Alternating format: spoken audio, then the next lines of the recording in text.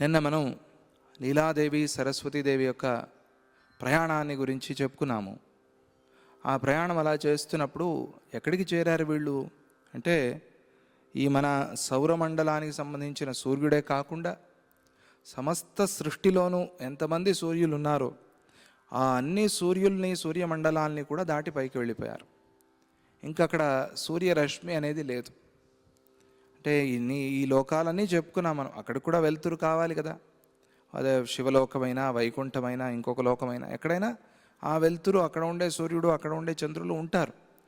ఈ లోకాలు, గోలోకాలు కూడా దాటి వెళ్ళిన తర్వాత ఇంకా సూర్యుడు అనే ప్రసక్తే లేదు అక్కడ. లోకాల కన్నా పై ఉన్న స్థానం అది. దాన్ని మనం వైకుంఠం అని పిలుచుకుంటాం. శివభక్తులు శివలోకం అని పిలుచుకుంటారు. కానీ శివలోక వర్ణనలో కైలాసాన్ని దాటి వెళ్తారు అని చెప్తారు. అది మరి చదివారో లేదో తెలియదు.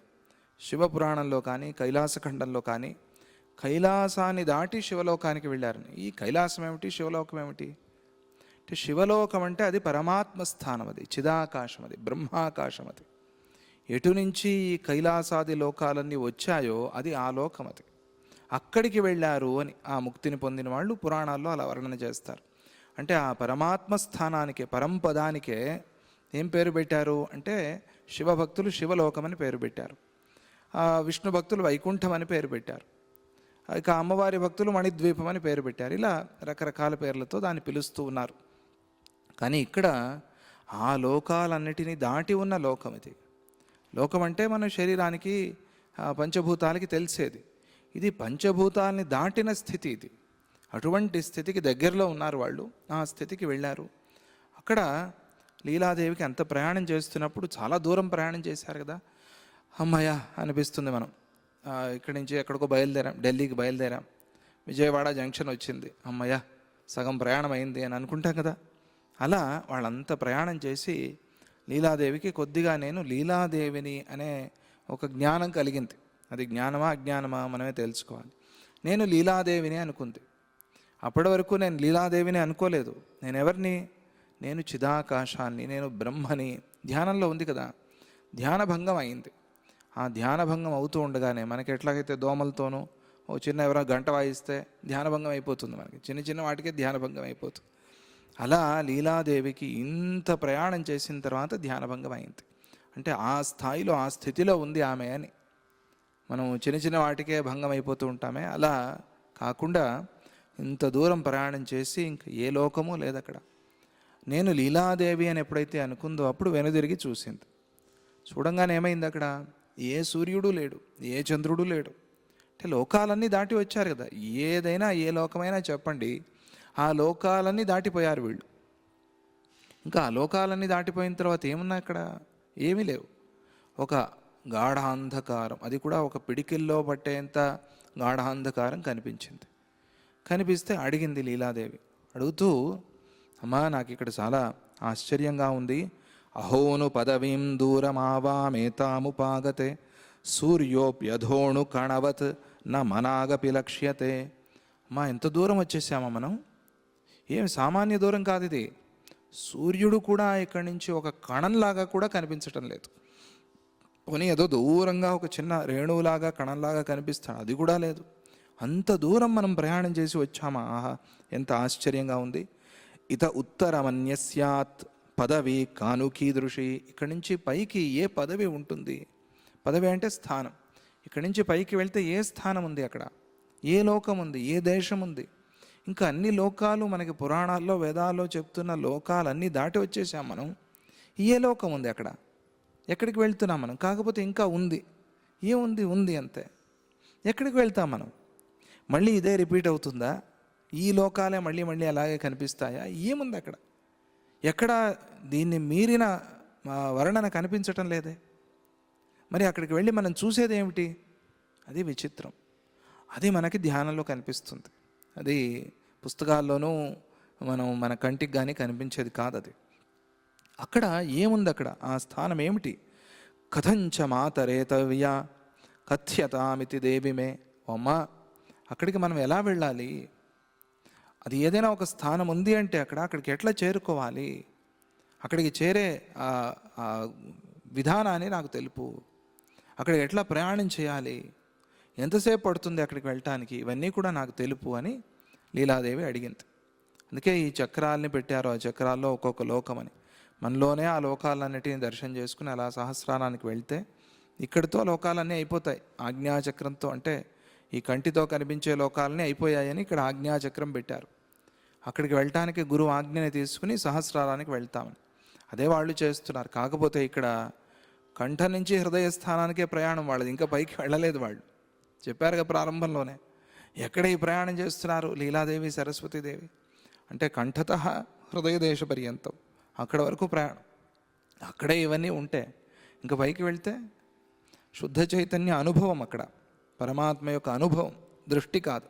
ఇక్కడ వరకు వెళ్ళారు కాబట్టి అది ఏదో అవిద్యతో కూడి ఉన్న ఆ పరమ చైతన్యం లాగా కనిపిస్తుంది. అవిద్యతో కూడిన అంటే అక్కడ సృష్టులు జరుగుతూ ఉంటాయి.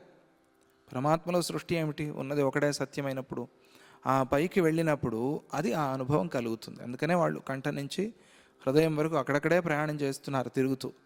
అక్కడ అడిగే మాట ఇది, లీలాదేవి అడిగిన మాట.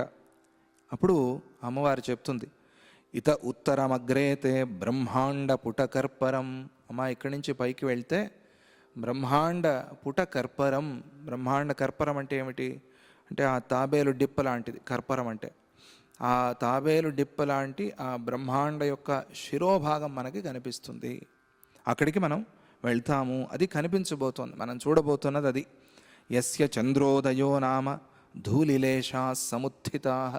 ఎక్కడ సూర్యచంద్రాదుల ఉదయం అంటే సూర్యచంద్రులు ఎక్కడి నుంచి అయితే ఒక చిన్న ధూళి కణాల్లాగా పుడుతున్నారు. నువ్వు ఎంతమంది సూర్యులైనా చెప్పు, ఎంతమంది చంద్రులైనా చెప్పు, అది ఇంతది, అది అంతది, దాని గాత్రం ఇంత, దాని కిరణాలు ఇంత, దాని ప్రకాశం ఇంత, ఏవైనా చెప్పు. మొత్తానికి ఈ సూర్యులందరూ కలిపి అక్కడి నుంచి ఒక ధూళి కణంలాగా పుడుతున్నారు. ఇది వీళ్ళ గతి, ఇది వీళ్ళ స్థితి. అది దాని యొక్క ఆ పరిస్థితి, ఆ పరమాత్మ యొక్క పరమ చైతన్యం యొక్క పరిస్థితి. అది మన మనస్సులో రావాలండి ఆ భావన. ఆ పరమాత్మ నుంచి ధూళి కణాల్లాగా అలా అలా పుట్టిపోతూ ఉన్న చంద్రులు సూర్యులు మనకి కనిపించాలి ధ్యానంలో. భావన చేసినా తప్పు లేదు. ఏవేవో భావనలు చేస్తాం, వాటి బదులు ఇదే ఒక మంచి భావన చేస్తే ఆయన యొక్క ఆ స్థితి మనకి అర్థమవుతుంది. ఆ బ్రహ్మ కీటజనని అనేది అర్థమవుతుంది మనకి. ఆ బ్రహ్మ నుంచి కీటం వరకు ఎలా ఆ పరమాత్మ నుంచి పుడుతోంది అనేది అర్థమవుతుంది. ఇది సగుణమా నిర్గుణమా అంటే చెప్పలేం. సగుణము కాదు, నిర్గుణము కాదు, మధ్యస్థితి. సగుణ ఉపాసన కాదు, ఎందుకంటే అక్కడ ఏది రూపం ఏది లేదు. ఆ ఒక చైతన్యం నుంచి ఒక మహాగ్ని, ఆ మహాగ్ని జ్వాల నుంచి అట్లా చిన్న చిన్న నిప్పురవ్వలు పుడుతున్నట్టుగా ఒక మహాగ్ని పరమ చైతన్యం మనలో, ఆ పరమ చైతన్యం నుంచి సూర్యచంద్రులు అట్లా టపటపటపటపటపా పుడుతూ ఉన్నారు. అట్లా భావన చేయాలి మనం, అది ధ్యానం. ఇక్కడ ఆ ధూళి కణాలే సూర్యచంద్రులు అని అమ్మవారు సమాధానం చెప్పింది. అందుకనే మనం ఆ స్థితికి వచ్చాం కాబట్టి, ఆ ప్రాంతానికి వచ్చాం కాబట్టి ఇక్కడి నుంచి సూర్యచంద్రులు కనిపించటం లేదు మనకి అని అమ్మవారు అన్నారు. ఇంకా వశిష్ఠులు వారు చెప్తారు ఆ కథలో ఎలా ముందు సాగించారని. వారిద్దరూ ఇలా మాట్లాడుకుంటూ తుమ్మెదల జంట కొండగోడను సమీపించినట్లుగా వారు బ్రహ్మాండ మండపాన్ని చేరుకున్నారు. 2 తుమ్మెదలు కదా అట్లా వెళ్ళి ఆ గోడ మీద కూర్చున్నట్టుగా అలా వీళ్ళిద్దరూ వెళ్ళి ఆ బ్రహ్మాండ ఆ కర్పరాన్ని, ఆ బ్రహ్మాండం యొక్క శిరోభాగాన్ని అక్కడ తగిలారు. వాళ్ళు తగిలినట్టుగా వాళ్ళకి తెలిసిందా? దానిని ఎంత సులభంగా అక్కడికి వెళ్ళి చేరారో అంతే సులభంగా శూన్య ప్రదేశాన్ని దాటినట్టుగా దాటేశారు. వెళ్ళి ఆ గోడకి కొట్టుకోవటం, తిరిగి రావటం, అమ్మో అనటం ఇదంతా ఏం లేదు. ఆ గోడ అని మనకు అర్థమయ్యేందుకోసం చెప్పారంతే. ఆ బ్రహ్మాండం యొక్క ఆ డిప్పని కూడా అంతే సులభంగా దాటి వెళ్ళిపోయారు వాళ్ళు. అది ఎలా సాధ్యమైంది అని అడుగుతారు. అడిగితే దానికి సమాధానం చెప్తారు. ఎవరు దీనిని ఉంది అని భావన చేస్తారో, ఈ గోడ ఉంది అని అనుకుంటారో వారికి ఉంది. ఎవరికి ఆ గోడ లేదో, అది అసత్యమో అని ఎవరికైతే జ్ఞానం ఉందో వారికి అది లేదు. యోగులు తలుపులు వేసినా దాటుకుంటూ వస్తారు, గోడలున్నా కూడా దాటుకుంటూ వస్తారని ఇటువంటి కథలు మనం చదివాం కదా. అలా జీవిత చరిత్రలో కూడా ఒక ఘట్టం వచ్చింది, దాన్ని గుర్తు చేసుకోండి. ఆ మహాయోగులు జీవన్ముక్తులు ఎలాగైతే గోడలు, తలుపులు, ఆవరణాలు ఉన్నా కూడా దాటిపోతున్నారో లోపలికి, అలాగే వాళ్ళు అంత సులభంగా దాటిపోయారు. ఇది ఉంది అనుకుంటే మాత్రం వజ్రం, అది దాన్ని దాటలేం మనం. చాలా అసాధ్యమనే చెప్పచ్చు. బ్రహ్మాండ కటహాన్ని దాటటం, ఉంది అనుకుంటే దాటటం అసాధ్యం. లేదిది సర్వము బ్రహ్మమే అని ఎవరైతే అనుకుని జ్ఞానాన్ని తెలుసుకుని అనుభవానికి తెచ్చుకుంటారో వాళ్ళకి అది అంతే సులభంగా దాటేందుకు సాధ్యమవుతుంది. వారికి బ్రహ్మాండము, దాని గోడ అన్నీ కూడా భ్రమలలాగానే నమ్మకం గట్టిగా ఉంది, అందుకనే వారు దానిని సులభంగా దాటారు అని మనం చెప్పుకోవాలి. ఈ నమ్మకం ఉంటే చాలా, అంటే ఆ నమ్మకం గట్టిగా ఉండాలి. నమ్మకం ఉంటే చాలు, కానీ ఆ నమ్మకం అలా వచ్చి ఇలా పోయేది కాకూడదు. ఆ నమ్మకాన్ని ఇంకా దృఢపరుచుకుని, నమ్మకం ఉంటే దాటాలి అని ఎందుకు వస్తుంది మనకు బుద్ధి? నమ్మకం ఉంటే చాలు కదా. అందుకనే నమ్మకం అనేది చాలా మంచిది. నమ్మకం ఉంది నాకు, నేను బ్రహ్మాండాన్ని దాటాలి అని ఎవరు ప్రశ్నించరు. నమ్మకం ఏమనుంది? బ్రహ్మాండం యొక్క డిప్ప లేదు అని కదా ఉంది. మరి దాన్ని దాటాలి అని ఎందుకంటావు? అందువల్ల సిద్ధుల గురించి తాపత్రయపడకూడదు జ్ఞానులు. ఆ జ్ఞానాన్ని అనుభవానికి తెచ్చుకోవాలి. ఈ బ్రహ్మాండం గోడని దాటడం సిద్ధి. ఆ సిద్ధి ఎందుకు మనకి? ఆ సిద్ధి వల్ల సాధించింది ఏముంది అంటే నువ్వు ఇంకా దాన్ని నమ్ముతున్నావు అని అర్థం. నమ్మావు కాబట్టి బ్రహ్మాండం గోడని నువ్వు అతి కష్టం మీద యోగ సాధనతో దాటినా కూడా మళ్ళీ వెనక్కి వస్తావు. ఎందుకంటే నీకు ఆ గోడ ఉంది. గోడ దాటి వెళ్ళినవాడు మళ్ళీ గోడను దాటి రావాలి, ఇటువైపు తప్పదు. లేదు ఇటు రామ్, మేము అటే వెళ్తామంటే అటు వెళ్తే మళ్ళీ అక్కడ ఇంకో గోడ. అందుకని ఈ గోడలు దాటడం ప్రధానం కాదు, గోడ అనేది లేదు అనే జ్ఞానం ప్రధానం, అనుభవానికి రావటం ప్రధానం. అది లేని వాడికి దాటాలి అనే తాపత్రయం ఏముంది? వాడికి అసలు ఆ తాపత్రయమే లేదు. ఇది ముఖ్యమా అది ముఖ్యమా తేల్చుకోవాలి. మనం ఏదో ప్రపంచానికి నిరూపణ చేయాలి అని పోకూడదు జ్ఞానంలో, అది మనకు అనుభవానికి రావాలి. యోగ సిద్ధితో నిరూపణ అవుతుంది, అమ్మో వీళ్ళు ఇంత గొప్పవాళ్ళు అంత గొప్పవాళ్ళు. కానీ మనకు అద్వైతంలో కావాల్సింది అది కాదు. మనకు కావాల్సింది అనుభవం, సత్యానుభవం కావాలి, మనకి బ్రహ్మానుభవం కావాలి. అందుకోసం అలా దాటే తాపత్రయాలు ఇవన్నీ కూడా పెట్టుకోకూడదు. అది వాళ్ళకి ఎందుకు చెప్తున్నారు అక్కడ అంటే వాళ్ళు ఆ స్థితిలో ఉన్నారు అని. మనకి కథ అర్థం అవ్వాలి కదా, విషయం అర్థం అవ్వాలి. అంటే ఇది ఒక కథలాగా చెప్తున్నారు కాబట్టి, సందర్భం వచ్చింది కాబట్టి అలా చెప్పారు. శుద్ధ చిత్తలైన ఆ స్త్రీలిద్దరూ బ్రహ్మాండానికి వెలుపల గోడలాగా ఉన్న నీటిని చూశారు. అది అత్యంత మనోహరంగా ఉంది. ఆ బ్రహ్మాండానికి గోడను దాటిపోయిన తర్వాత భూమి అంతా వ్యాపించిన నీరులాగా ఆ బ్రహ్మాండం అంతా ఒక నీటితో చుట్టబడి ఉంది. ఆ బ్రహ్మాండానికి పైన నీరు ఉంది. ఆ నీరు పరమశాంతంగా ఉంది. దాన్ని వాళ్ళు చూశారు. అది ఏమిటది ఆ నీరు? దాన్ని వర్ణిస్తారు. ఆ నీరు బ్రహ్మాండం కంటే 10 రెట్లు ఎక్కువగా ఉంది. ఆ భూమిపైన ఉన్న నీరు బ్రహ్మాండం కన్నా పెద్దది. కొండగోగు చెట్టు యొక్క బీజాన్ని, చర్మము అంటే ఏమిటంటారు దాన్ని, పక్షులకు పెడతాం మనం శుకవనంలో, అక్షోటం అంటారు దాన్ని. దానిపైన ఎట్లా ఎంత గట్టిగా ఉంటుంది, ఆ లోపల తినే పదార్థం ఉంటుంది, ఆ పైదంతా చాలా గట్టిగా ఉంటుంది. అలా ఆ అఖ్రోట్ పైన ఉన్నట్టుగా దాని చర్మం, ఆ గట్టి పదార్థం గోడలాగా ఉంటుంది. అలా ఈ బ్రహ్మాండానికి చుట్టూ నీరు ఉంది, ఆవరించినట్టుగా దాన్ని ఆవరించి ఉంది. తరువాత వారు 10 రెట్లు ఎక్కువగా ఉన్న అగ్నిని, దానికన్నా 10 రెట్లు ఎక్కువగా ఉన్న అగ్నిని, దానికన్నా 10 రెట్లు ఎక్కువైన వాయువును, దానికన్నా 10 రెట్లు పెద్దదైన ఆకాశాన్ని, అంటే ఇది ఈ పంచభూత ఆవరణాన్ని దాటిపోతున్నారు అని అర్థం. దానికన్నా పెద్దదైన ఆకాశాన్ని, ఆకాశంలో ఇవన్నీ ఉన్నాయి, భూతాలన్నీ ఉన్నాయి. దానికన్నా పెద్దదైన, ఎంత పెద్దది చెప్పలేం, దానికన్నా 10 రెట్లు అని అన్నారు. దానికన్నా 10 రెట్లు పెద్దదైన చిదాకాశాన్ని వాళ్ళు చూశారు.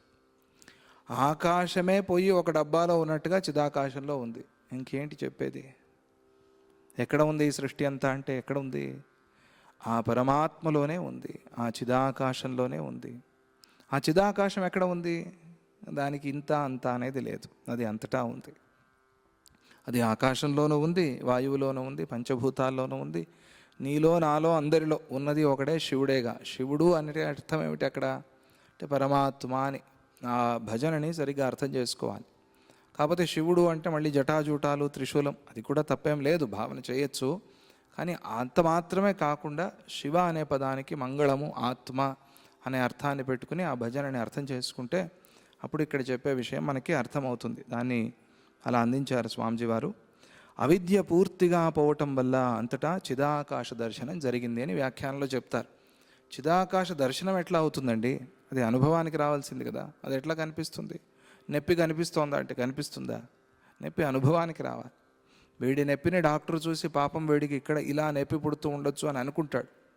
అది భావన, అది ఊహ, అది ఈ అనుభవాన్ని వాడు అనుభవించటం. అనుభవానికి వచ్చేది తప్పించి చూపించేది కాదు ఎలా ఉంది ఎక్కడ ఉంది అని. అటువంటిదే ఇది కూడా అంతే. చిదాకాశాన్ని చూపించలేం. మరి వాళ్ళకి ఎలా కనిపించింది అంటే అవిద్యా నివారణ అవటమే చిదాకాశ దర్శనం.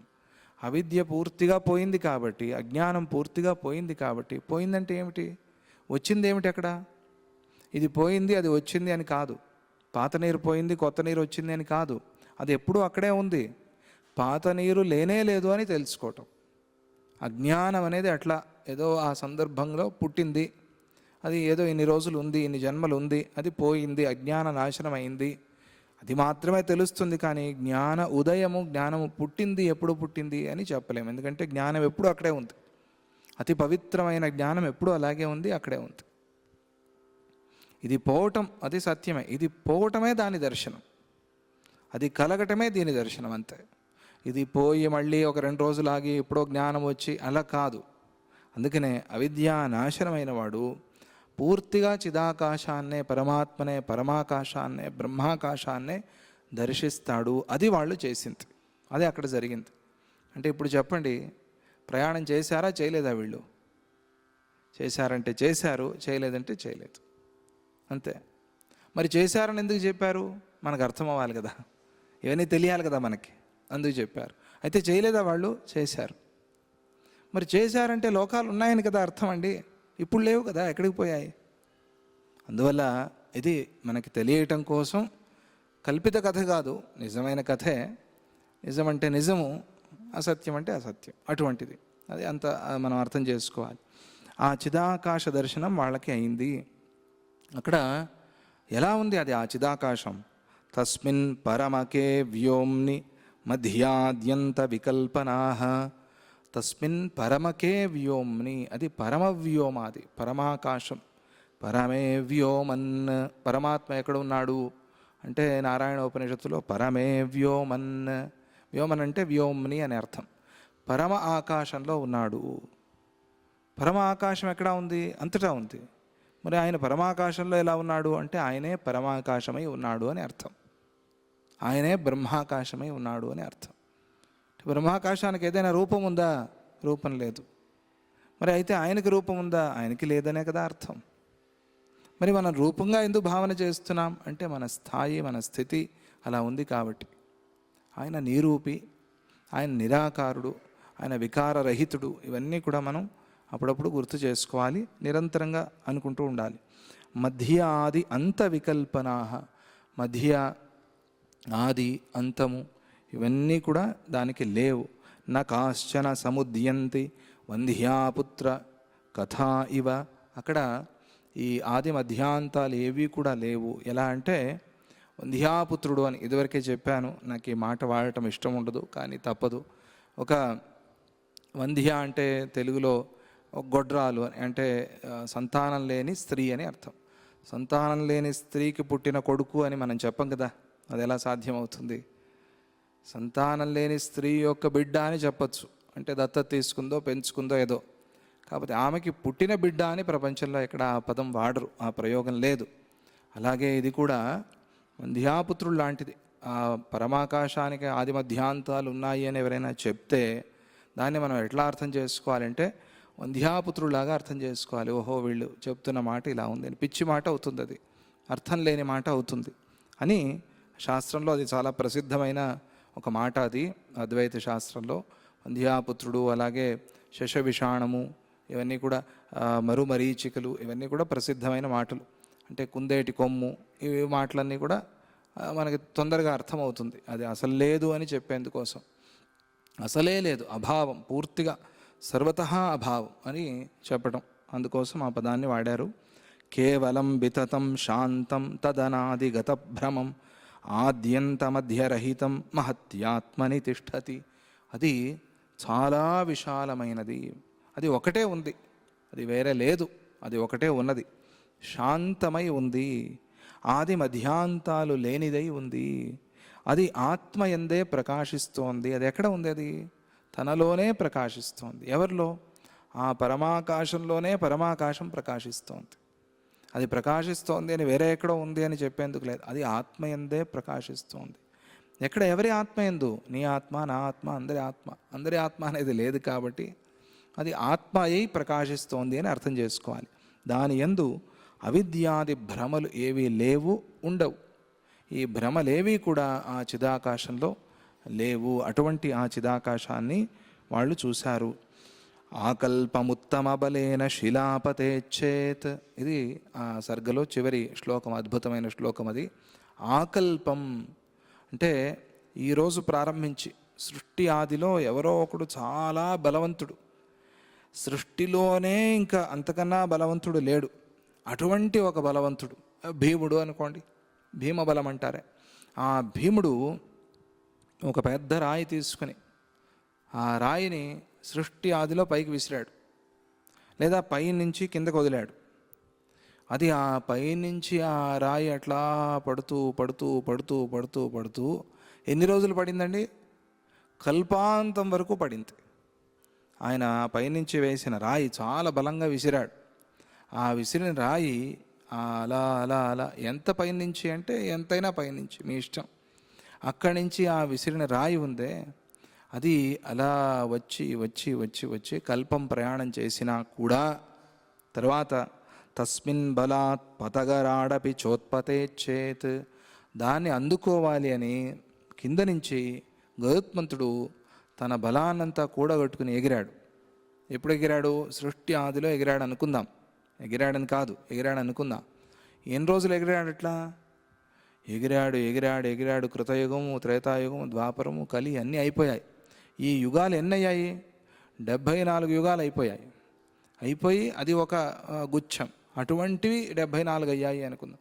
అలా అయ్యి మన్వంతరాలు, మహామన్వంతరాలు, మహాయుగాలు ఇవన్నీ అయిపోయాయి. అయిపోయి కల్పం కూడా అయిపోయింది. అంటే అప్పుడు ఒక్కసారికి టైం అనేది అట్లా ఆగుతుంది. అంటే ఇంకా లెక్క వేయలేము. అది ఆ టైం అనేది ఆగిన స్థితి. అప్పటి వరకు ఆ గరుత్మంతుడు ఎగురుతూనే ఉన్నాడు. గరుత్మంతుడు సామాన్యుడా? విష్ణుమూర్తినే నడుము మీద, ఆ వీపు మీద ఎక్కించుకుని తిరిగేవాడు. అటువంటి ఆ గరుత్మంతుడు బలాన్నంతా కూడగట్టుకుని ఎగిరాడు. కల్పాంతం వరకు ఎగిరాడు. ఎగిరి ఎగిరి ఎగిరి ఇది చాలదు అని వీళ్ళిద్దరినీ కలవాలి అని చెప్పి తద్యోజనం నలభతే విమలేం బరేంత, అక్కడ మా ఆకల్పమేక జవగోప్యథమారుతోపి, వీళ్ళిద్దరినీ కలవాలి అని ఏం చేశాడు ఈయన? వాయువు అటు ఇటు నుంచి వీస్తూ వస్తున్నాడు. ఈయన ఎప్పుడు సృష్ట్యాదిలో వీచడం మొదలుపెట్టాడు అనుకుందాం.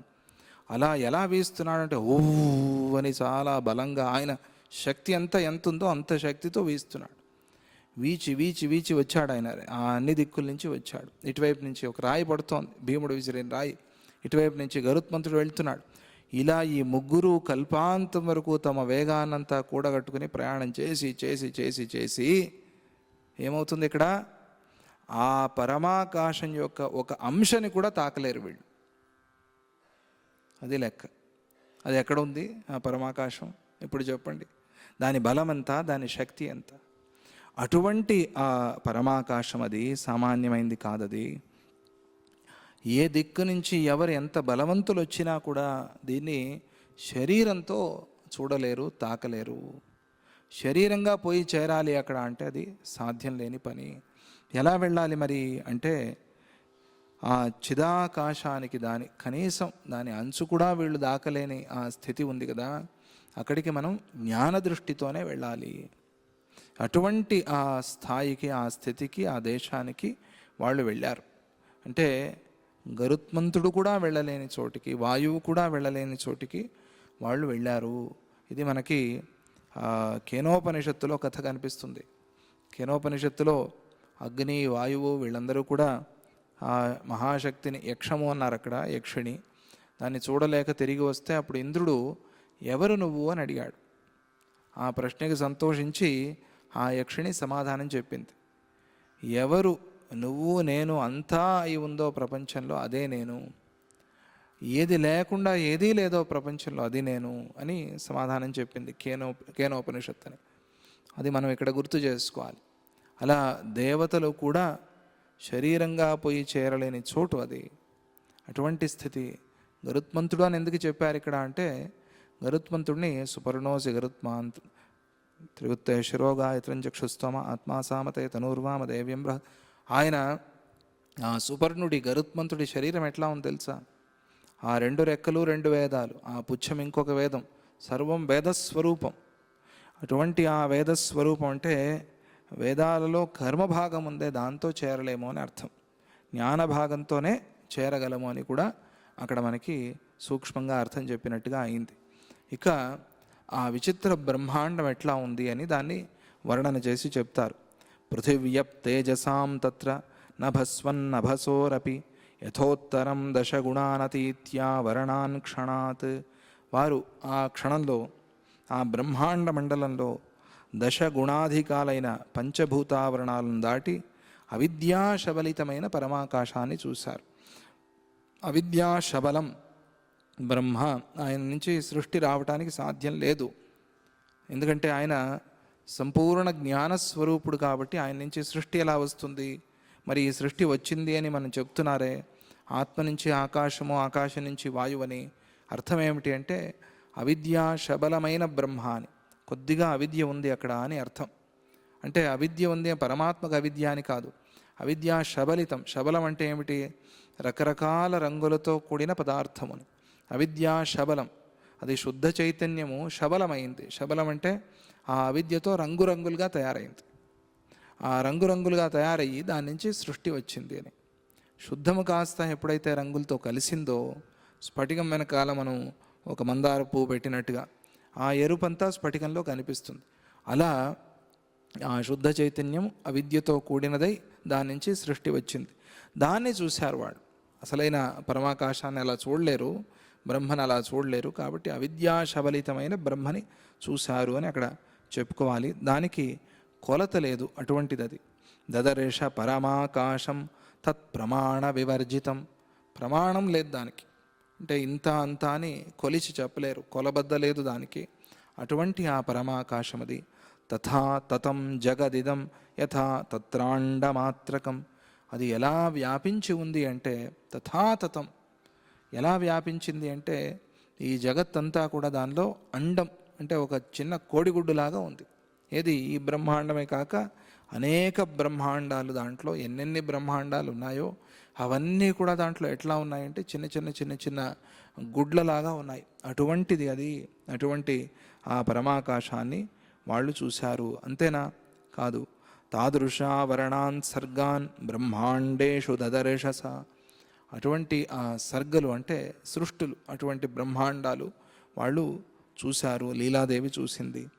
కోటిశ స్ఫురితాన్ వ్యోమిని త్రసరేణు నివాతపే. అంటే స్వప్రకాశ అధిష్టాన చైతన్యం, ఆ చైతన్యంతో వెలుగుతూ ఉన్నది. తన ప్రకాశంతో వెలుగుతూ ఉన్నది, వేరే ప్రకాశంతో వెలిగేది కాదు.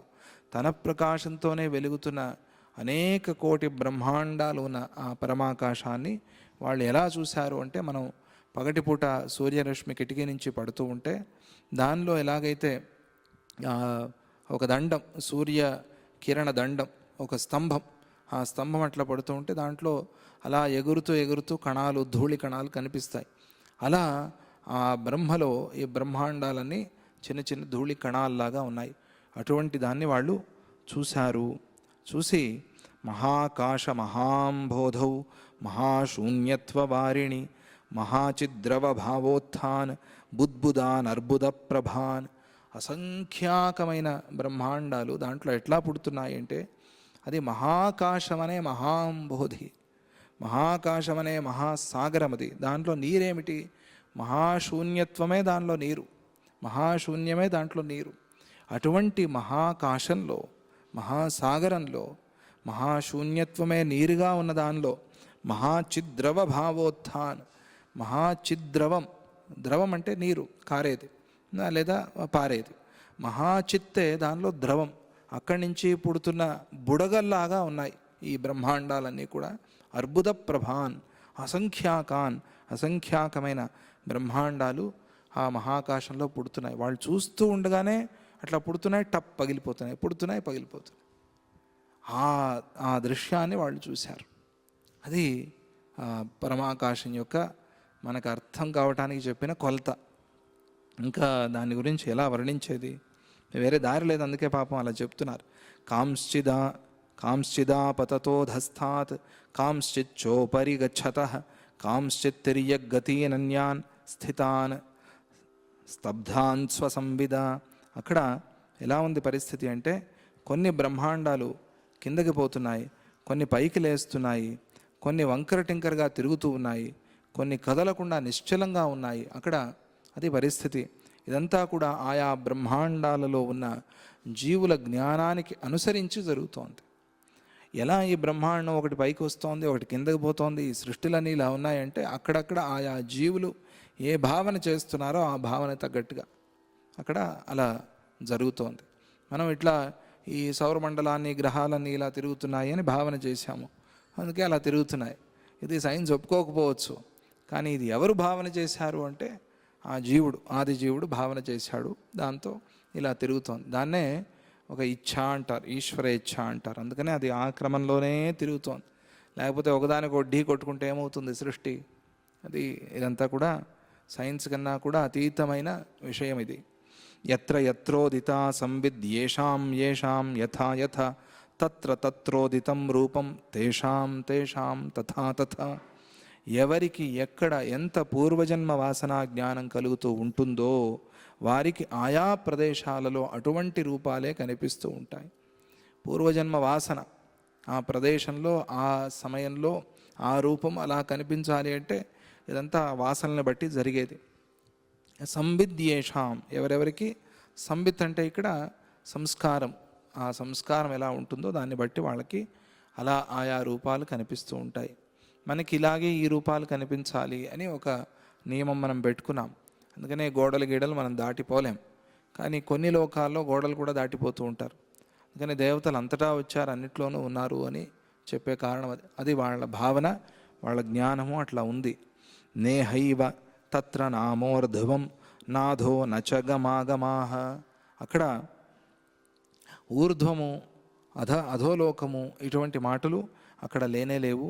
రావటము పోవటము అనే మాటలు, మధ్యదేశము అనే మాటలు అక్కడ లేనే లేవు.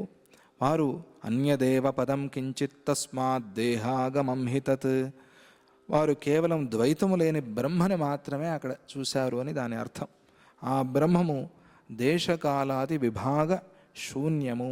ఉత్పత్యోత్పద్యతే తత్ర స్వయం సంవిత్ స్వభావతః స్వసంకల్పై శమం యాతి బాల సంకల్పజాలవత్. అది దేశకాల విభాగాలకు అతీతమైన పరమాకాశం. అది అక్కడ దేశకాలాలు ఇవి అవి కింద పైన అని చెప్పడానికి సాధ్యం లేదు. కానీ ఈ వర్ణనంతా ఎందుకు చేశారు అంటే అజ్ఞాని దృష్టితో చేశారు. అజ్ఞానికి అలా కనిపిస్తుంది, అలా వాడు భ్రమిస్తాడు. జ్ఞానికి అవికారమైన బ్రహ్మదర్శనం మాత్రమే కలుగుతుంది అని మనం మర్చిపోకూడదు. వెనుక చెప్పిన లోకాలన్నీ కూడా అజ్ఞానుల ఆ శరీర ఉత్పత్తిని బట్టి చెప్పిన మాటలంతా, జ్ఞాని దృష్టితో చెప్పిన మాటలు అని అనుకోకూడదు. మరి మనం ఇంకా అవిద్య పూర్తిగా నశించలేదు కాబట్టి మనం అలాగే చెప్పుకోవాలి, మనకు అలా అయితేనే అర్థమవుతుంది. అందువల్ల అది కూడా చెప్పారు. అలాగే పరమాకాశము వికార శూన్యము అని కూడా చెప్పారు. మనకి రెండు తెలుసుకోవాలి. అజ్ఞానంలో బాలుడి చిత్త కల్పనలాగా ఆ బ్రహ్మాండాలన్నీ కూడా పుట్టి నశిస్తూ ఉన్నాయి. ఆ బాలుడు ఒక చిత్త కల్పనతో ఏవేవో భావనలు చేస్తాడు. అలాగే ఆ పరమాకాశంలో బ్రహ్మాండాలు పుట్టి పోయినట్టుగా. అంటే వీళ్ళు చాలా పై స్థాయికి వెళ్ళారు, ఇంకా దానికన్నా పైది లేదు ప్రయాణం చేయటానికి. కానీ అక్కడ వాళ్ళు చూసింది ఏమిటి? లీలాదేవి చూసింది ఏమిటి అంటే బ్రహ్మాండాలు పుట్టి నశిస్తూ ఉన్నాయి అని. ఏం గొప్ప, మనకది గొప్ప, అమ్మో ఎంత దూరం ప్రయాణం చేసి చూశారని. కానీ అక్కడికి వెళ్ళింది అందుకని కాదు కదా. అంత దూరము పోయి బ్రహ్మాండాలు బుడగల్లాగా పుట్టిపోతున్నాయని చూస్తే ఇది మా సముద్రం చూసినా ఒకటే, అక్కడికి వెళ్ళి ఆ మహాకాశం చూసినా ఒకటే. అందువల్ల ఇది భ్రమతో చూస్తున్నారు తప్పించి సత్యము కాదు అని అన్నప్పుడు, ధర్మీయే లేనప్పుడు పుట్టడము మొదలైన కల్పనలన్నీ కూడా ఎక్కడ జరుగుతాయనే ప్రశ్న. ధర్మధర్మీ కదా, ధర్మం కలవాడు ధర్మి. అసలు ధర్మీయే లేనప్పుడు మరి ఈ పుట్టటాలు ఇవన్నీ ఎక్కడ జరుగుతాయి అనేది ప్రశ్న. ఆ ప్రశ్నని ఆధారం చేసుకుని అధిష్టానమైన జ్ఞానంలోనే జరుగుతున్నాయి అని చెప్పుకోవాలి మనం. ఆ సంవిత్తు యొక్క స్వభావమే అంటే అవిద్యయే అటువంటిది. దాని సంకల్పాల కారణంతోనే ఈ బ్రహ్మాండాలు పుడుతూ ఉన్నాయి. అది అక్కడ మనం తెలుసుకోవాల్సింది. అక్కడే పుడుతున్నాయి, అక్కడే నశిస్తూ ఉన్నాయి అని వారు చెప్పినప్పుడు రాముడికి ఒక ప్రశ్న వచ్చింది. ఏమిటి ఆ ప్రశ్న అంటే, అయ్యా, అధిష్టానంలో ఈ దిగ్విభాగం లేనేలేదు అని మీరే చెప్పారు. బ్రహ్మలో ఈ దిక్కులు కాలాలు ఇవేవి లేవు. ఆయన కాలాతీతుడు, ఆయన దేశాతీతుడు, ఆయనకి ఈ వికారాలు విభాగాలు ఏవీ లేవు అని చెప్పారు. మంచిదే, అది నిజమే, ఒప్పుకుందాము. మనం ఒప్పుకోకపోతే కాదా? కానీ ఏదో మనం అట్లా అంటాం, ఒప్పుకున్నాము. మరి ఆ అధిష్టానంలో లేని ఈ విభాగాలు అధ్యాస చేసిన తర్వాత అధ్యస్థమైన పదార్థంలో ఎట్లా వచ్చింది అని అంటే, ఇప్పుడు మనం ఎలా ఉంది ప్రశ్న అంటే, తాడు చూసి పామని ఎందుకు అనుకున్నాను? అదే కదా భ్రమ అంటే, అదే కదా మాయ అంటే. ఎందుకు అనుకున్నావు? అది నీకు తెలియాలి ఎందుకు అనుకున్నావు అని. మరి తాడులో ఉందా పాము గుణం ఏమైనా? ఏమీ లేదు. మనం లేదు, అది పొడుగ్గా ఉంటుంది, ఇది పొడుగ్గా ఉంటుంది, అది గుణం కాదు, దాన్ని అట్లా ఒప్పుకోదు శాస్త్రం. అయితే అటువంటివి ఎన్నో ఉన్నాయి ప్రపంచంలో. అవన్నీ చూసినప్పుడల్లా నీకు పాము అనే భ్రమ కలగాలి. అలా కలగలేదు. నువ్వేమంటావు? లేదు లేదు, అక్కడ కరెంట్ లేదు, లైట్ లేకపోవటం వల్ల వచ్చింది అని. అవేవి కారణాలు నిలవు. అది తర్కశాస్త్రం, అది వేరే విషయం. ఆ పాములో ఉంటేనే, ఆ తాడులో ఉంటేనే దీంట్లో కనిపిస్తుంది అని చెప్పేందుకు లేదు. దానిలో లేని గుణం కనిపించడమే కదా మాయ అంటే. అది మనకు తెలియటం కోసమే శ్రీరాముడు అడుగుతున్నాడు. ఆయనకి తెలియక కాదు, అధిష్టానంలో లేని అంటే పరమాత్మలో లేని ఈ దేశకాల విభాగము సృష్టిలో ఎలా వచ్చింది? సృష్టిలో వచ్చేందుకు కారణం ఏమిటి? ఈ విభాగం సృష్టిలో కూడా ఉండకూడదు కదా. అయితే మరి జగత్తులో విభాగం వచ్చేందుకు కారణం ఏమిటి అని శ్రీరాముడు ప్రశ్న వేస్తున్నాడు. కిం అధ స్యాత్ కిమూర్ధ్వం స్యాత్ కిం తిర్యక్తత్ర భాసురే ఇది బ్రూహి మమ బ్రహ్మన్ ఇహైవ యదిన స్థితం. ఓ సద్గురుదేవా, ఓ భగవంతుడా, ఊర్ధ్వకల్పన, అధఃకల్పన, తిర్యక్కల్పన అంటే ఏమిటి? ఊర్ధ్వలోకమని కల్పించుకున్నాం, అధోలోకమని కల్పించుకున్నాం, తిర్యగ్లోకము అని కల్పించుకున్నాము. వీటికి అర్థమేమిటి? అవి అధిష్టానమైన బ్రహ్మలో లేకపోయినా కూడా అధ్యస్థమైన బ్రహ్మాండంలో కల్పించటానికి కారణం ఏమిటి? ఇది నాకు తెలియాలి. అధిష్టానంలో ఏమైనా ఉందా? తాడులో కదలటం కానీ, కాటేయటం కానీ, బుస్ అనటం ఏమైనా ఉందా? ఏమీ లేదు. కానీ పామును చూస్తున్నాం. ఎందుకు చూస్తున్నాం అంటే, ఎక్కడ ఉండేది పాము? నీ బుద్ధిలో ఉంది, నీ అజ్ఞానంలో ఉంది, అక్కడ లేదు. అందుకనే ఇది భ్రమ అంటే అది ఏదీ లేకపోయినా కూడా. అందుకనే ముందే అన్ని విషయాలు చెప్పేశారు. ఇప్పుడు ఒకసారి గుర్తు చేసుకోవాలి. సృష్టికి కారణం ఏమిటి? సంస్కారమా, లేకపోతే ఆ పూర్వ సృష్టిని గుర్తు చేసుకుని సృష్టి వస్తుందా? ఇవన్నీ తిరస్కరించేశారు. ఇవన్నీ లేవు అని చెప్పేశారు. చెప్పి కార్యకారణమే లేదు పో అన్నారు. ఇంకేమిటి అంటే, ఇది ఒక పదార్థం, దేని నుంచి పుట్టే పదార్థం, ఇది అసలు ఇటువంటిదే లేనే లేదు ప్రపంచంలో, అంతా నీ బుద్ధిలో ఉంది, అంతా నీ అజ్ఞానంలో ఉంది అని తేల్చేశారు కదా ప్రారంభంలోనే. మరి ఈ మాట ఎందుకు అడుగుతున్నాడు శ్రీరాముడు అంటే, మనకు అర్థం కాలేదా ఆయనకి అంటే, మనకు అర్థం చేయించడం కోసం. తర్వాత ఇప్పుడు ఆయన సృష్టిని దాటి వెళ్ళారు కదా, అందుకనే మళ్ళీ ఇప్పుడు ఆ ప్రశ్న రావచ్చు మనకి. పరమాకాశంలో వెళ్ళి కూడా అటు ఇటు చూస్తున్నారు కదా వీళ్ళు.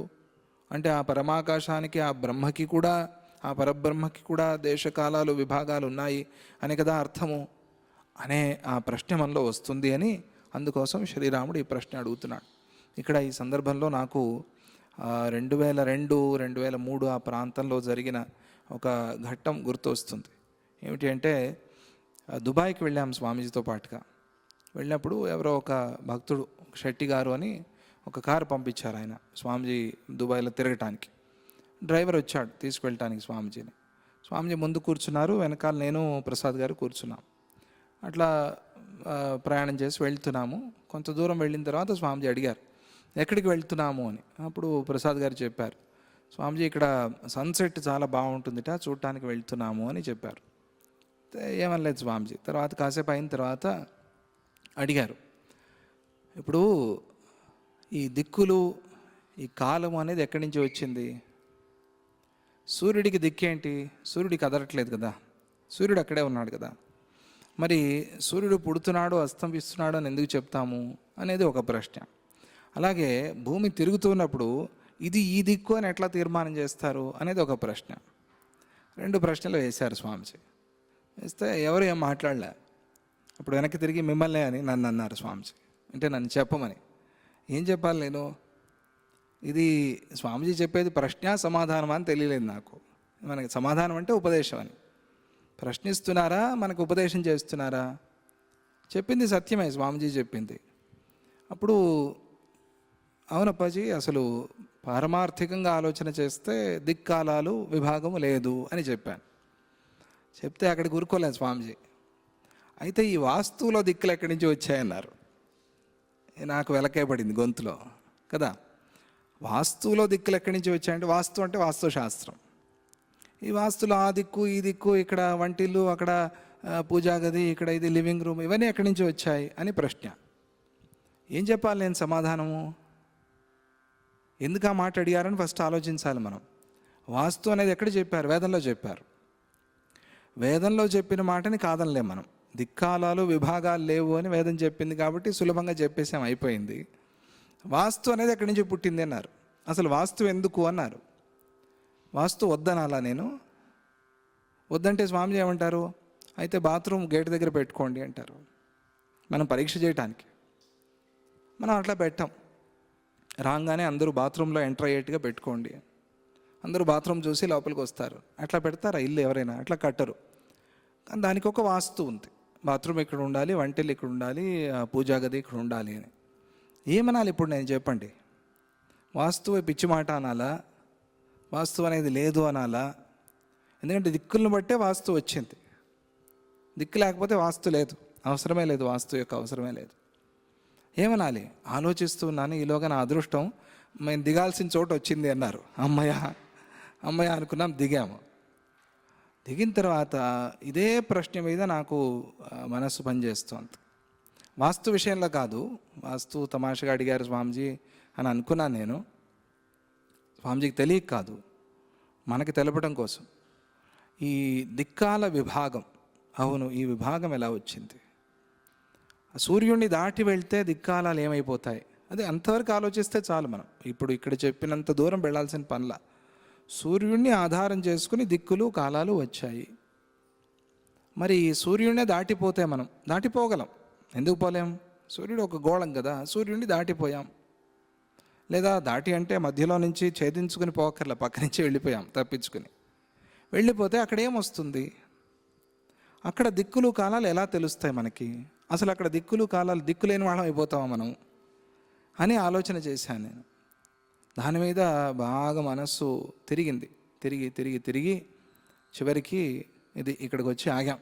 ఇక్కడ చెప్పారు కదా, అధిష్టానంలో దిక్కులు కాలాలు లేకపోయినా కూడా మన అజ్ఞానంలో దిక్కులు కాలాలు ఉంటాయి కాబట్టి వాటిని మనము వ్యవహారంలోకి తీసుకుని వాడుకుంటూ ఉంటాము. ఎందుకంటే మన వ్యవహారం అలా ఉంది కాబట్టి. వ్యావహారిక సత్యం ఇది. దిక్కులు కాలాలు అనేవి వ్యావహారిక సత్యం. అందుకనే ఇంత యోగ వాసిష్టం విన్న తర్వాత మన ఇంటికి అంటే ఇటువైపు ఉంటే ఇటే వెళ్తాం, అటుంటే అటే వెళ్తాం. దిక్కులు కాలాలు లేవు, ఎటైనా పోవచ్చు అని పోం కదా దిక్కులేని వాళ్ళ. అది వ్యవహార సత్యం, అది అర్థం చేసుకోవాలి మనం. వ్యవహారంలో ఉన్నాం కాబట్టి వ్యవహార సత్యం. పరమార్థంగా ఆలోచిస్తే పారమార్థిక సత్యం. ఇక్కడ పారమార్థిక సత్యాన్ని చెప్తున్నారు. పరమార్థ సత్యం ఎక్కడ ఉంటుంది? అది హృదయంలో ఉంటుంది, అది బయట ఉండదు. అది బయట చూపించేందుకు చెప్పేందుకు కాదు. అది పారమార్థిక సత్యం లోపల అనుభవించేందుకు. అందుకనే దాన్ని లోపల ధారణ చేస్తూ బయటికి వ్యావహారిక సత్యంతో జీవనం చేయండి, అంతే. అది అక్కడ మనకి సూక్ష్మంగా తెలుసుకోవాల్సిన విషయము. శ్రీరాముడు ఆ ప్రశ్న అడిగాడు. అడిగితే దానికి సమాధానంగా ససర్వావరణ ఏతే మహత్యంత వివర్జితే బ్రహ్మాండా భాంతి దురదృష్టేర్వ్యోమ్ని కేశోండ్రకోయత. వశిష్ఠుల వారి సమాధానం అలాగే ఉంటుంది. రేచీకటి కలవాడికి ఆకాశంలో వెంట్రుకల ఉండలు కనిపించినట్టుగా, రేచీకటి వాడికి రాత్రిపూట కనిపించదు. వాడికి అలా రాత్రిపూట ఏవో ఎగురుతున్నట్టుగా కనిపిస్తూ ఉంటాయి, నల్లగా ఏవేవో కనిపిస్తూ ఉంటాయి. ఆ వెంట్రుకల ఉండలు కనిపించినట్టుగా ఆ కొప్పులనే చూస్తాడు. వెంట్రుకలు అట్లా తిరుగుతున్నాయేమో అన్నట్టుగా. పట్టుకోవడానికి కూడా కొంతమంది ప్రయత్నం చేస్తారట. అంటే అది తీవ్రమైపోయి, ఆ రేచీకటి తీవ్రమైపోయి. అవిద్యేందు ఉన్నవాడికి నాశనం లేని పరమపదంలోనే ఈ బ్రహ్మాండం కనిపిస్తుంది. అవిద్య, ఆ విద్యే కారణం. ఇక్కడ ఎలా కనిపించింది వాడికి, రేచీకటి ఉన్నవాడికి? అది ఆ దృష్టి దోషం, ఆ కంటిలో ఉన్న దోషం, ఆ దోషంతో కనిపించింది, లేనిది కనిపించింది. మనం ఇంకా తాడు పాము అనుకున్నాం, ఈయన లేనిది చెప్తున్నారు, లేనిది ఉన్నట్టుగా కనిపించింది. అలాగే అవిద్యా కారణంతో ఆ బ్రహ్మలో బ్రహ్మాండాలు కనిపిస్తూ ఉంటాయి. బ్రహ్మని చూడక బ్రహ్మాండాన్ని చూస్తున్నాం. మరి బ్రహ్మాండాన్ని చూస్తున్నామంటే అది సత్యమే కదా అని వాదిస్తాం. రేచీకటి వాడికి వెంట్రుక ఉండలు కనిపించినట్టుగా అది ఉందా లేదా? లేదు, కానీ కనిపిస్తోంది. అలాగే బ్రహ్మలో బ్రహ్మని చూడకుండా బ్రహ్మాండాన్ని చూస్తున్నాం మనము అని చెప్పటం అక్కడ అభిప్రాయం. అయ్యా రామ, మాయిక ప్రపంచంలో నువ్వు చెప్పిన నియమాలు ఏవి పని చేయవు, అది అర్థం చేసుకోను. నువ్వు కొన్ని నియమాలు అడిగావు, అంటే అధిష్టానంలో ఉన్నదే ఇక్కడ కనిపించాలి అని. మామిడి పండులో తీయదనం ఉంటే తీయదనం వస్తుంది, మామిడి పండు పుల్లగా ఉంటే పుల్లగా, అది అధిష్టానం. అందుకనే పులుపు తీయదనం అనేది అక్కడ కనిపించింది. అక్కడ లేనిది ఎక్కడి నుంచి వస్తుంది? కారంగా ఉంటుంది ఎక్కడైనా మామిడి పండు, లేదు పుల్లగా ఉంటుంది లేదా తీయగా ఉంటుంది. అధిష్టానంలో ఆ గుణం లేదు కాబట్టి అధ్యస్థంలో అది కనిపించటం లేదు. అలాగే మనం అన్ని చోట్ల ఆ ప్రశ్నలు వేస్తాము, అక్కడ అవన్నీ ఆ పప్పులు ఉడకవు. మాయ ఇది. మాయ అంటే అఘటిత ఘటన పటీయసి మాయా అన్నారు భగవత్పాదులు. అఘటిత ఘటన అంటే ఏది సాధ్యమే లేదు, అఘటితం అనుకున్నామో దానిని ఘటనా పటీయసి అయ్యేట్టుగా చేసే శక్తి ఉన్నదే మాయ. కానీ దాన్ని అవనే అవదు అనుకున్న దాన్ని అయ్యేటట్టుగా చేసేది మాయ. ఇంకా మాయ గురించి ఏం చెప్తాం? మాయా పంచకము అని రాశారు. మాయ లేనిది అని, మాయ అంటే లేనిది అని. ఆ లేని దాని మీదే ఒక పంచకం రాశారు. అంటే ఆ లేనిది ఎలా ఉన్నట్టుగా కనిపిస్తుందో తెలుసుకోవాలి మనం. దాన్ని చదవండి, మాయా పంచకం చాలా బాగుంటుంది, అర్థంతో పాటుగా దొరుకుతుంది, చాలా బ్రహ్మాండంగా ఉంటుంది. అదే ఇక్కడ ఆ మాయకే ఒక నమస్కారం అనుకోవాలంతే మనం. అది దాన్నే మాయ అంటారు, దాన్నే భ్రమ అంటారు. నీ నియమాలని అక్కడ వస్తే అది మాయ ఎందుకు అవుతుంది? నీ నియమాలు ఉంటే నువ్వు మార్చేసుకుంటావు, కానీ మాయని ఎవరు మార్చలేరు. దాన్ని జ్ఞానంతోనే నాశనం చేసుకోవాలి అంతే. అస్వాతంత్ర్యాత్ ప్రధావంతి పదార్థా సర్వ ఏవ యత్ బ్రహ్మాండే పార్థివో భాగ తదధస్తూర్ధ్వమన్యథ. పదార్థాలన్నీ కూడా ఈశ్వరేచ్ఛ ప్రకారమే ప్రవర్తిస్తూ ఉన్నాయి, వాటికి స్వాతంత్ర్యం అనేది లేదు. ఈ బ్రహ్మాండంలో పార్థివ భాగం, భూమి కిందగాను ఆకాశం మీదగాను ఉంది. నిజానికి ఇది అసత్యం. మన కింద పైన అంటే అర్థం ఏమిటి? మన భూదృష్టితో మనం భూమిని చూసి ఇది కింద ఇది పైన అనుకుంటున్నాం. భూమిని దాటి వెళ్ళిపోతే భూమి మనకు పైది, భూమి మళ్ళీ మనం ఎక్కడున్నామో దాని కిందంతా కింద. ఇదేమిటి? దీనికి ఒక వ్యవస్థ లేదు. మరి ఏమిటిది అంటే ఇది ఈశ్వరేచ్ఛ. ఇక్కడ చాలా అద్భుతమైన విషయాన్ని చెప్పారు. మన కృష్ణమూర్తి గారు యోగ వాసిష్ఠాన్ని రచన చేశారు కదా, అక్కడ వారు కూడా మొత్తం వ్యాఖ్యానాన్ని చెప్పారు. అది కూడా చదవండి, చాలా బాగుంటుంది. వ్యాఖ్యానంలో బోధేంద్ర సరస్వతి వారు చాలా గొప్ప విషయాలు చెప్పారు. ఇక్కడ మొత్తం సైన్స్ అంతా చెప్పేశారు. ఎలా ఈ చిన్న శ్లోకంలో అదంతా సాధ్యం అంటే వారికే సాధ్యం అంతే. సద్గురు ఆయన వశిష్ఠులు వారు, ఆయనకే సాధ్యం. అటువంటి మాటని అక్కడ చెప్తున్నారు. దిక్కాలాలు అనేవి పారమార్థికంగా ఆలోచిస్తే లేవు అని అక్కడ మనకి అర్థం అవ్వాలి. ఆ సందర్భంలోనే గురుత్వాకర్షణ ఈ విషయాలన్నీ కూడా తెలుపుతారు. వాటిని మనం రేపు మాట్లాడుకుందామని చెప్తూ, జై గురుదత్త, శ్రీ గురుదత్త. ఓం శాంతి శాంతి శాంతి.